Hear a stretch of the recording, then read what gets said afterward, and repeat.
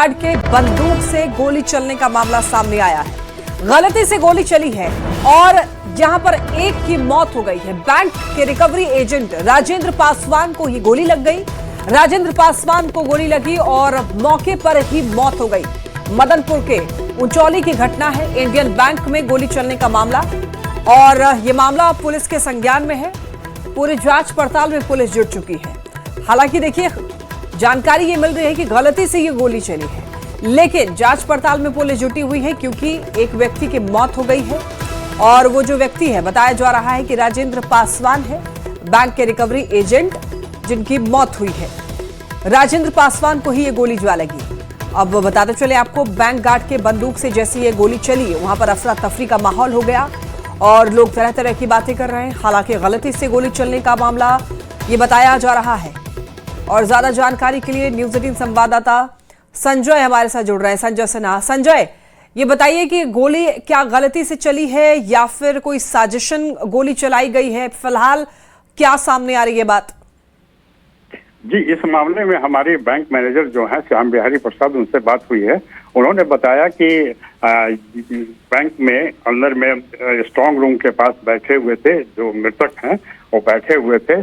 इसी बीच गार्ड जो है वो बंदूक की सफाई कर रहा था, गमछा से सफाई कर रहा था। इसी दौरान मिसफायर हो गया और मिसफायर होने के बाद सीधे जो ये राजेंद्र पासवान हुए, जो बैंक के रिकवरी एजेंट है, उनके पेट में जाकर लगी और तत्काल घटना स्थल पर ही उनकी मौत की बात बताई जा रही है। जी, और ये मामला पुलिस के संज्ञान में है। पुलिस यहाँ पहुंच गई है जांच पड़ताल करने के लिए। संजय, बिल्कुल बिल्कुल, सूचना पाकर कि मदनपुर थाना की पुलिस मौके पर पहुंची और फिर वहाँ घटनास्थल का जायजा लेने के बाद जो ये गार्ड हैं अभय सिंह, उनसे भी बात की और बैंक मैनेजर जो हैं उनसे भी बातचीत करने के बाद फिर आगे की कार्रवाई में लगी हुई है पुलिस। जी, अब वो गार्ड कब से वहां पर तैनात था?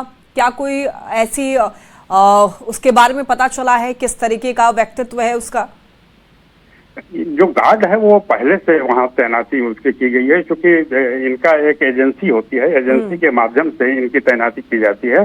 तो लेकिन जो जानकारी मिल रही है उसके मुताबिक बैंक में वह गार्ड काफी लंबे समय से पदस्थापित था, कार्यरत था। जी ठीक है, बहुत धन्यवाद आपका तमाम जानकारियों के लिए संजय। बड़ी खबर बगा से, जहां पर वाल्मीकि टाइगर रिजर्व के जंगल से भटककर पिपरासी क्षेत्र में पहुंचे तेंदुए को पकड़ने के लिए वन विभाग का रेस्क्यू ऑपरेशन जारी है। तेंदुआ अब तक 7 लोगों को घायल कर चुका है, जिससे इलाके में दहशत का माहौल बना हुआ है। बिहार के पिपरासी के साथ साथ सीमावर्ती उत्तर प्रदेश के जटहा क्षेत्र में भी तेंदुए का आतंक देखा जा रहा है। ये एक्सक्लूसिव तस्वीरें आपको दिखा रहे हैं। वन विभाग की टीम यहां पर निगरानी करते हुए तेंदुए को सुरक्षित पकड़ने की कोशिश में जुटी है। आशंका जताई जा रही है कि तेंदुआ वाल्मीकि टाइगर रिजर्व से भटककर नदी के रास्ते दियारा क्षेत्र में पहुंच गया हो, लेकिन यहां पर लोग दहशत में हैं क्योंकि देखिए किस तरीके से आराम फरमाता हुआ ये जो तेंदुआ है वो दिख रहा है खेत में। अब लोग खेत में काम करने के लिए जाने से भी डर रहे हैं। हालांकि देखिए, वन विभाग रेस्क्यू ऑपरेशन में जुटा हुआ है और ये खबर मिल रही है कि वाल्मीकि टाइगर रिजर्व के जंगल से भटक करके पिपरासी क्षेत्र में पहुंचे तेंदुए को पकड़ने के लिए ही वन विभाग रेस्क्यू ऑपरेशन में जुटा है। अभी तक 7 लोगों को घायल कर चुका है ये तेंदुआ और इसी वजह से आम लोगों में काफी ज्यादा डर का माहौल भी है। बता दें आपको, बिहार के पिपरासी के साथ साथ सीमावर्ती उत्तर प्रदेश के जटहा क्षेत्र में भी तेंदुए का आतंक देखा जा रहा है और इसी वजह से लोग डरे हुए हैं। खेत में काम करने से भी लोग डर रहे हैं। वन विभाग की टीम हालांकि निगरानी करते हुए तेंदुए को सुरक्षित पकड़ने की कोशिश कर रही है, लेकिन आशंका जताई जा रही है कि तेंदुआ जो है वाल्मीकि टाइगर रिजर्व से भटककर नदी के रास्ते दियारा क्षेत्र में पहुंच गया हो।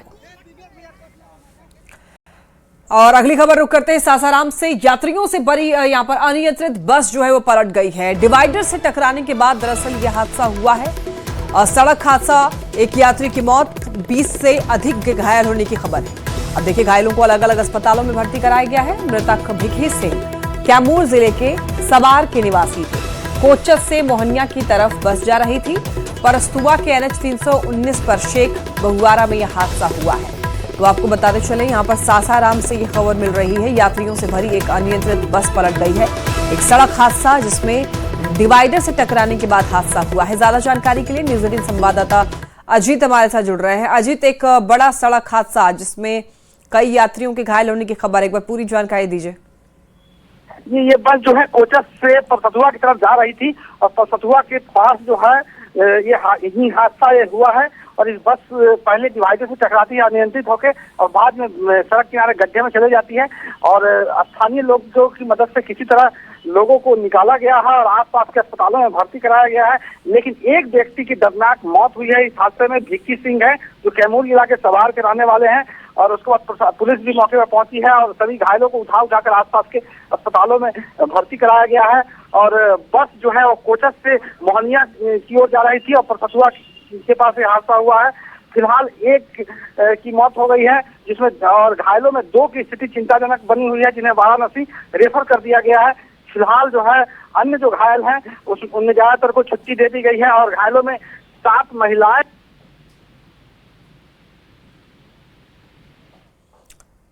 अजीत, आपकी आवाज हम तक नहीं पहुंच पा रही है। बहुत धन्यवाद आपका इन तमाम जानकारियों के लिए।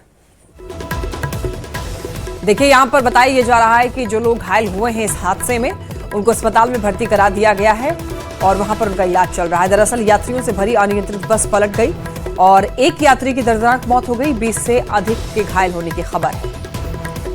देखिए, बिहार को नशा मुक्त रखने के लिए राज्य में शराबबंदी कानून लागू है और इस कानून को सख्ती से पालन कराने की जिम्मेवारी इस बार जेडीयू कोटे से मंत्री मदन सहनी को दी गई है। मद्य निषेध मंत्री के तौर पर मदन सहनी ने विभाग का जिम्मा संभाल लिया है और पदभार ग्रहण करते ही मदन सहनी ने अधिकारियों के साथ समीक्षा बैठक की। वहीं न्यूज 18 से बातचीत में मदन सहनी ने यह कहा कि शराबबंदी कानून का सख्ती से पालन कराना उनकी पहली प्राथमिकता होगी, चाहे वो बाहर हो रही शराब की तस्करी हो या बिहार में ही कई जगहों पर धड़ल्ले से देसी शराब का निर्माण।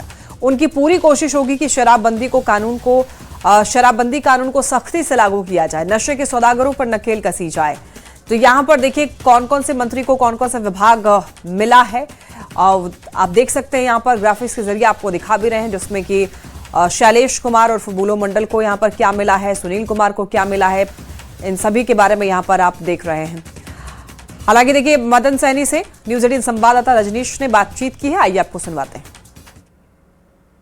हम तो कोशिश करेंगे कि अच्छा रहे और ये बड़ा जिम्मेवारी है। पहले भी जिम्मेवारी दिए हैं लेकिन इस बार का जिम्मेवारी थोड़ा अलग है और अलग भी है और बहुत कठिन भी है।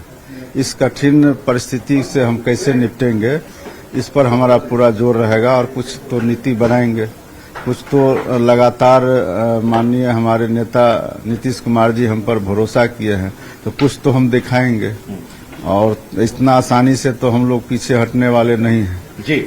इसलिए 2 स्तर पर हम जरूर फोकस करेंगे। जो बाहर से बड़े लोग जो लिकर लाते हैं और जो स्थानीय स्तर पर खुद से निर्माण करते हैं वो भी घातक है, उसको कैसे रोके, 2 चीज पर हमारा फोकस रहेगा। देखते हैं आगे कितना सफलता मिलता है, लेकिन मिलेगा ही जरूर। जहरीली शराब से जो है मौत का सिलसिला बिहार में जारी रहता है, तो एक बड़ी चुनौती होगी। खासकर सारण प्रमंडल की बात करेंगे, तिरहुत प्रमंडल की बात करेंगे, कई मौतें लगातार हो रही थी। तो इन आंकड़ों को देखने के बाद क्या कोई और सर्कुलर आप लाएंगे, कोई रूल रेगुलेशन में कुछ चेंजिंग भी करेंगे आप? देखिए, अभी जैसे हम दूसरे विभाग के मंत्री थे तो घटना घटती थी तो हमको भी बड़ा अजीब लगता था कि लोग क्या कर रहे हैं। अब हमको इसी विभाग का जिम्मेवारी मिल गया है, अब हम क्या करेंगे ये तो समय बताएगा, लेकिन कुछ तो करेंगे। और हम अभी बताए कि लोकल स्तर पर जो लोग निर्माण करते हैं तो उसी से ये घटना घटती है, उसको भी रोकना बड़ा कठिन काम है। चूंकि घर घर गांव गांव इस तरह का काम अगर हो रहा है तो उसको हम हमेशा पकड़ में आना मुश्किल हो जाता है। आप देखते हो कि हजारों लीटर एक साथ पकड़े जाते हैं, भट्टी तोड़ी जाती है तो भट्टी तोड़ दिया जाता है, फिर उसका जो है सो निर्माण लोग कर लेते हैं, तो काम तो कठिन है ही। सम्राट कैबिनेट में शिक्षा विभाग की अहम जिम्मेदारी मिलने के बाद बीजेपी कोटे से पहली बार मंत्री बने मिथिलेश तिवारी ने पदभार संभाल लिया है। अब से कुछ ही देर पहले उन्होंने शिक्षा मंत्री की जिम्मेदारी संभाली है। वहीं पदभार संभालने से पहले मिथिलेश तिवारी सोनपुर स्थित बाबा हरिहरनाथ मंदिर पहुंचे थे, जहां उन्होंने बाबा हरिहरनाथ की विशेष पूजा की। उसके बाद पटना लौटते ही उन्होंने विभाग में पदभार ग्रहण किया है।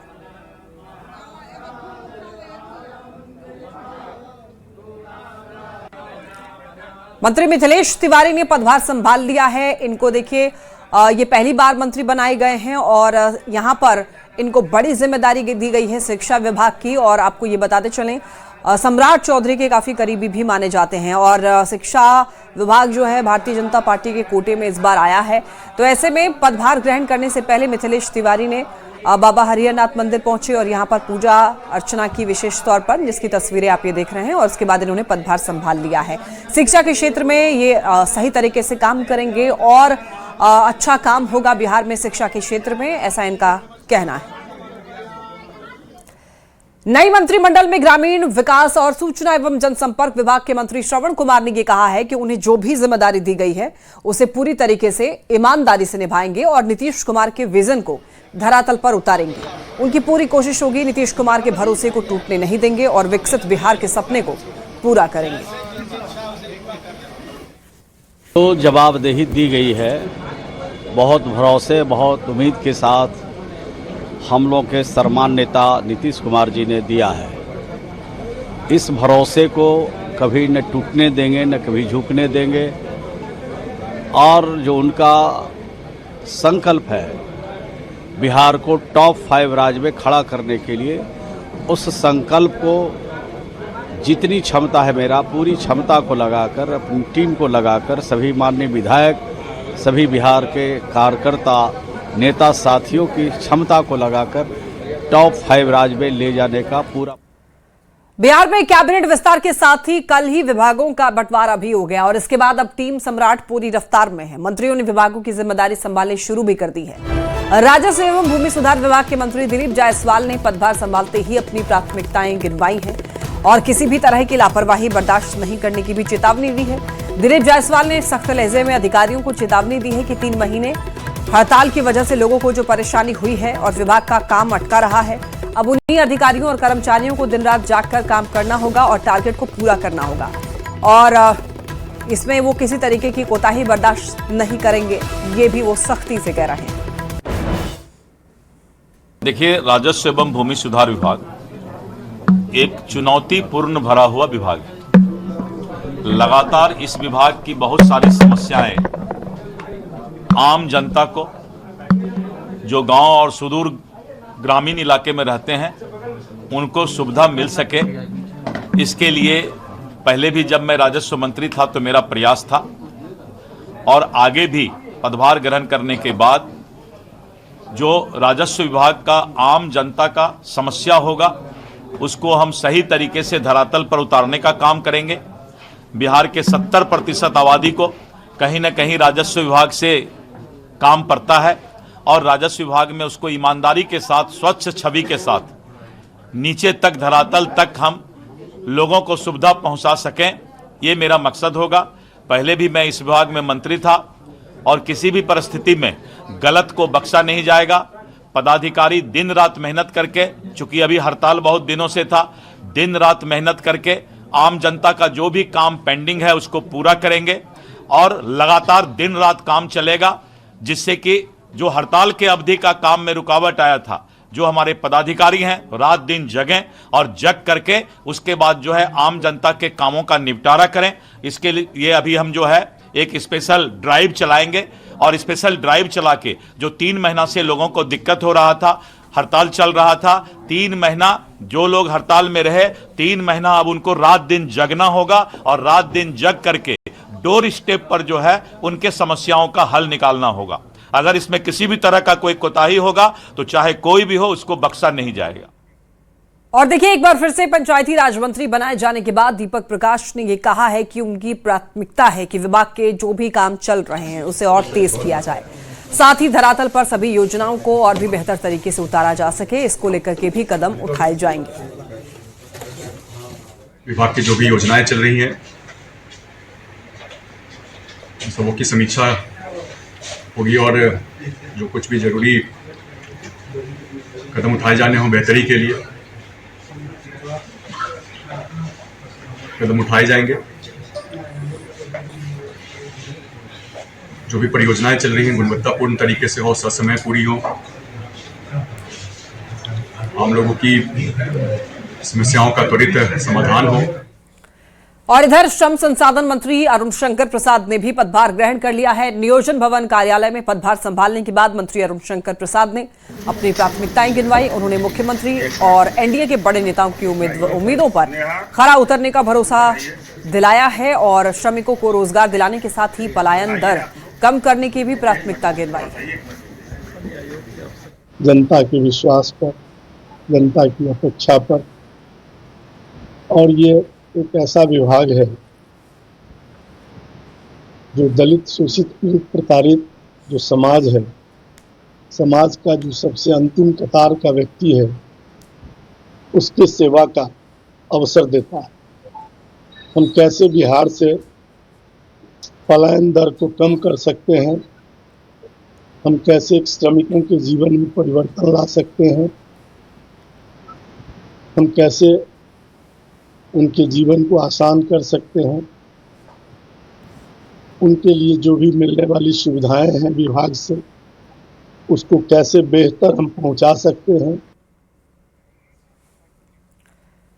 और देखिए, पटना से बड़ी खबर मिल रही है। सीएम सम्राट से मिले पूर्व सीएम नीतीश कुमार। नीतीश कुमार के आवास पर मुलाकात हुई है। 7 सर्कुलर रोड में दोनों की ये मुलाकात, और ये मुलाकात काफी ज्यादा अहम बताई जा रही है। देखिए, नीतीश कुमार के आवास पर ही मुलाकात हुई है। कल ही देखिए यहाँ पर मंत्रियों ने शपथ लिया है, विभागों का बंटवारा हुआ है और अब ये खबर मिल रही है। ये तस्वीर आप देखिए, यहाँ पर सीएम सम्राट चौधरी के साथ पूर्व सीएम नीतीश कुमार इस तस्वीर में दिखाई दे रहे हैं और नीतीश कुमार के आवास पर ही मुलाकात हुई है 7 सर्कुलर रोड में। और बताते चलें आपको, ये तस्वीर ये दिखाने के लिए काफी है कि नीतीश कुमार बिहार में काफी अहम है।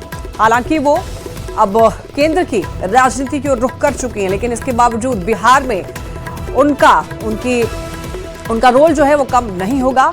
जितने भी मंत्री हैं, इवन सम्राट चौधरी को भी वो गाइड करते रहेंगे।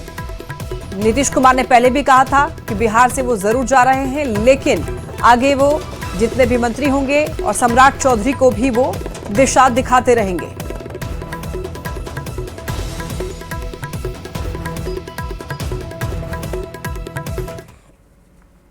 चलिए रुक करते हैं पटना से बड़ी खबर की ओर। टीआरई 4 के अभ्यर्थी देखिए आज सड़कों पर उतर आए हैं। दरअसल पटना कॉलेज से ये विरोध मार्च निकाला गया है। विज्ञापन में देरी से नाराज अभ्यर्थी प्रदर्शन कर रहे हैं। छात्र नेता दिलीप के नेतृत्व में ये बड़ा प्रदर्शन माना जा रहा है। बीपीएससी नियमावली बदलने का भी विरोध कर रहे हैं अभ्यर्थी। बताते चले आपको, विज्ञापन में देरी हो रही है। टीआरई 4 के लिए अभ्यर्थी काफी लंबे समय से इंतजार कर रहे हैं और ऐसे में अब देखिए, कल चूंकि विभागों का बंटवारा हो चुका है, अब शिक्षा मंत्री कौन है ये भी पता चल चुका है। तो ऐसे में अब टीआरई 4 को लेकर के अभ्यर्थी यहां पर नाराज हैं, अपनी नाराजगी जाहिर कर रहे हैं और विज्ञापन जारी करने की दरअसल मांग कर रहे हैं। पटना कॉलेज से विरोध मार्च निकाला गया और जितने भी नाराज अभ्यर्थी हैं वो नारे लगा रहे हैं, प्रदर्शन कर रहे हैं। छात्र नेता दिलीप के नेतृत्व में ही ये प्रदर्शन किया जा रहा है। बीपीएससी नियमावली बदलने का भी विरोध है यहां पर।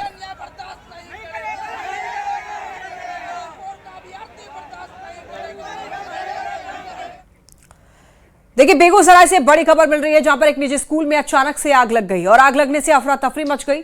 यह घटना सिंघौल थाना क्षेत्र के अंग्रेजी ढाला स्थित उड़ान इंटरनेशनल स्कूल की बताई जा रही है। स्कूल भवन में अचानक शॉर्ट सर्किट होने के बाद आग लगी। आग के लपटे उठते ही स्कूल परिसर में मौजूद छात्रों और शिक्षकों के बीच भगदड़ मच गई। स्कूल प्रशासन और शिक्षकों ने अपने स्तर से आग बुझाने की कोशिश की, लेकिन आग पर काबू नहीं पाया जा सका। इसके बाद घटना की सूचना दमकल विभाग को दी गई और उसके बाद दमकल कर्मी की टीम मौके पर पहुंची। काफी मशक्कत के बाद आग पर काबू पाया गया। हालांकि इस घटना में स्कूल भवन के अंदर रखा कुछ सामान जलकर खाक हुआ है, लेकिन राहत की बात यह है कि इस घटना में किसी के हाथाहाथ होने की सूचना नहीं है। सर, आज सुबह प्रातःकालीन जब बच्चे विद्यालय आते हैं, ठीक है ना, बच्चे हमारे बस में बैठे हुए थे, कुछ बच्चे कक्षा में गए हुए थे, ठीक है। तो हमारे स्टाफ मेंबर्स को थोड़ी सी धुएं की महक आई, तो हमारे स्टाफ मेंबर्स ने चारों तरफ देखा तो देखा कि शॉर्ट सर्किट हुई। हमारा स्पोर्ट्स रूम है, ठीक है ना सर, स्पोर्ट्स रूम, और उसके बगल में गार्बेज रूम है जहाँ पे हमारा गार्बेज वगैरह रखा रहता है, ठीक है। तो वहाँ से धुएं की लपट को देखते हुए सबसे पहले स्टाफ मेंबर्स ने हमारी जो सेफ्टी नॉर्म्स के हिसाब से, फायर एंड सेफ्टी नॉर्म्स के हिसाब से सबसे पहले बच्चे को इवैक्यूएट किया। हम तो सुबह हम साइकिल चला रहे थे तो हमको मैसेज गया जो आग लग गया है। हम ईडी साहब को बरौनी रिफाइनरी फोन किए, ऐसे ऐसे उड़ान में आग लग गया है, थोड़ा दमकल भेजिए। बिहार सरकार को फोन किए, लेकिन दोनों आदमी अपना ड्यूटी निभाए, बहुत अच्छे से टाइम पर आए। और अगली खबर पटना से। राजधानी की सड़कों पर IGIMS नर्सिंग कॉलेज की छात्राओं ने जोरदार प्रदर्शन किया है। देखिए, छात्राओं ने प्राचार्य अनुजा डैनियल और वाइस प्रिंसिपल पर कई गंभीर आरोप लगाए हैं। दरअसल BSc नर्सिंग की छात्राओं ने क्लास बहिष्कार करके प्राचार्य और उप प्राचार्य के खिलाफ कार्रवाई की मांग की है। छात्राओं का आरोप यह है कि उन्हें कॉलेज में मानसिक रूप से प्रताड़ित किया जाता है। विरोध करने पर उन्हें जानबूझकर फेल कर दिया जाता है। के लिए नर्सिंग कॉलेज में दाखिला लेती हैं, काफी प्रतिष्ठित ये। हम लोग का मांग है कि जो हम लोग की प्रिंसिपल है और वाइस प्रिंसिपल है, उन्हें इस्तीफा देना चाहिए। उन्हें उस कुर्सी पे बैठने का कोई हक नहीं है। जब हम लोग का मामला सामने आया था, 2 दिन हम लोग उनके प्रिंसिपल के गेट पे बैठे रहे और वो एक बार भी सर घुमा कर भी हमें मिलने नहीं आ रहे हैं। कोई मिलने नहीं आ रहे हैं, ना डीन ना डायरेक्टर। पूरी रात कल जी बताइए, क्यों प्रोटेस्ट कर रही हैं आप? क्योंकि यहाँ की वाइस प्रिंसिपल का हमको रिजाइन चाहिए। उनके वजह से बहुत ज्यादा सफर कर रहा है बच्चा। IGIMS को कोई मतलब नहीं है नर्सिंग कॉलेज से, ये बस अपने मेडिकल स्टूडेंट्स को लेके रहते। हम लोग रात के 2 बजे तक धरने पे बैठे रहे। डीन डायरेक्टर कोई नहीं आया हमसे पूछ। हम लोग इनके बच्चे नहीं है क्या? कंसिडर नहीं करता नर्सिंग? अगर इनसे नहीं संभल रहा है तो ये कॉलेज छोड़ दे, बंद करवा दे हमारा कॉलेज। से प्रताड़ित करती है वो मेंटली फिजिकली हर तरीके से हम लोग उनसे प्रताड़ित है, प्रिंसिपल वाइस प्रिंसिपल से। इवन हमारा जो एक नीड है स्टाइपेंड, वो भी नहीं मिलता है। कब तक रहेंगी आप लोग प्रोटेस्ट पे? हम लोग जब तक वो रिजाइन नहीं करेगी तब तक रहेंगे प्रोटेस्ट पे हम लोग। डायरेक्टर क्या कर रहे हैं? सर अभी तक नहीं आए हैं। हम लोग रात से 2 बजे रात तक उनको कॉल करके बुलाया गया, कोई डायरेक्टर DM नहीं मिल रहे हैं। कोई नहीं आया यहाँ पे, कोई नहीं। हम लोग ऐसे ही 2 बजे रात तक हमारी ट्यूटर भी वहाँ हमारे साथ, कोई नहीं आया, एक भी नहीं आया। देखिए, ये बिंदे कुमार हैं, डायरेक्टर हैं IGIMS के, और आरोपों से लगातार ये घिरे रहते हैं। जब छात्राएं सड़क पर उतरी है, पूरा एक तरह से जो पूरी व्यवस्था है वो ठप हो गई है, तो डायरेक्टर बाहर नहीं निकल रहे हैं, ना ही छात्राओं से मुलाकात कर रहे हैं। हमारा प्रोटेस्ट इस कॉलेज में तब तक है जब तक रूपाश्री मैडम वाइस प्रिंसिपल के पोस्ट से और अनुजा डैनियल प्रिंसिपल के पोस्ट से नहीं हटते हैं। दोनों करप्शन में लिप्त है और हम बच्चे भुगत रहे हैं उसका खामियाजा। डायरेक्टर डीन मिलने नहीं आते, विजेंद्र कुमार डिपार्टमेंटल फेवर करते हैं। डायरेक्टर से मिली आप लोग? नहीं, वो मिलने ही नहीं आते। हम कल रात 2 बजे तक कॉलेज में बैठे, ना डीन आया है ना डायरेक्टर आया है। ये परेशानी एक दिन की नहीं है सर, ये सालों की परेशानी है नर्सिंग कॉलेज में। स्टाइपेंड सिर्फ नहीं, स्टाइपेंड नहीं। रूपाश्री दास गुप्ता वाइस प्रिंसिपल, उसकी सालों की मनमानी, सालों का करप्शन, सालों की तानाशाही। सर ये बच्चे आज रोड पे उतरे हैं सालों का परेशानी झेल के। आप लोग कह रहे हैं जानबूझकर फेल कर दे रहे हैं। फेल तो छोड़िए सर, फेल तो बहुत छोटा मैटर है। बाल खींच कर घसीटती है sir, physical violence, physical abuse. Arrah से बड़ी खबर मिल रही है। झोलाछाप डॉक्टर के चक्कर में 8 साल के मासूम की मौत हो गई है। मौत के बाद परिजनों ने जमकर हंगामा किया है। ये मामला तरारी प्रखंड के कुरमुरी गांव का बताया जा रहा है। परिजनों के अनुसार अर्जुन के सिर में चोट लगी है और इसके बाद उसे झोलाछाप डॉक्टर संतोष कुमार के पास इलाज के लिए लाया गया। आरोप यह है कि डॉक्टर ने बच्चे को इंजेक्शन लगाया और इंजेक्शन लगते ही अर्जुन की हालत बिगड़ने लग गई। मासूम छटपटाने लगा, उसकी सांसें तेज हो गई। परिवार के लोग अर्जुन को आनंद फानंद में पीरो सामुदायिक स्वास्थ्य केंद्र लेकर पहुंचे, जहां डॉक्टर ने बच्चे को मृत घोषित कर दिया है। तो ऐसे में लापरवाही का आरोप यहां पर डॉक्टर पर लग रहा है। इंजेक्शन लगने के बाद मौत का आरोप है। ये तस्वीर आप देख रहे हैं, निशांत कुमार पदभार ग्रहण करने के बाद उनको देखिए सभी लोग बधाई दे रहे हैं, गुलदस्ता देकर के उनको सभी लोग शुभकामनाएं दे रहे हैं। निशांत कुमार जिन्होंने बिहार में स्वास्थ्य विभाग का पदभार संभाल लिया है, यानी कि अब बिहार के स्वास्थ्य मंत्री कहलाएंगे निशांत कुमार। नीतीश कुमार के बेटे हैं और फर्स्ट टाइमर में इनकी गिनती हो रही है, यानी कि पहले ही इनको स्वास्थ्य विभाग दिया गया है। स्वास्थ्य विभाग एक बड़ी जिम्मेवारी है, तो ऐसे में देखना होगा कि निशांत कुमार इस पदभार जो इनका विभाग है किस तरीके से इस विभाग को संभालेंगे और क्या कुछ बेहतरी कर पाएंगे, क्योंकि राज्य में अक्सर समस्याएं स्वास्थ्य को लेकर देखी जाती हैं। तो निशांत कुमार इन समस्याओं से कैसे लोगों को निजात दिलाएंगे और क्या कुछ स्वास्थ्य विभाग के लिए और बेहतरी कर पाएंगे, सबकी नजरें टिकी होंगी। और खासतौर पर चूंकि नीतीश कुमार के बेटे हैं, फर्स्ट टाइमर है निशांत, और इसलिए भी सबकी नजरें निशांत पर जरूर टिकेंगी। ये तस्वीर देख रहे हैं निशांत कुमार की, यंग निशांत हैं और इनका विजन काफी हाई है। हालांकि राजनीति में पहली बार है, लेकिन स्वास्थ्य विभाग इनको दिया गया। बिहार की जनता को बहुत बहुत धन्यवाद देता हूँ।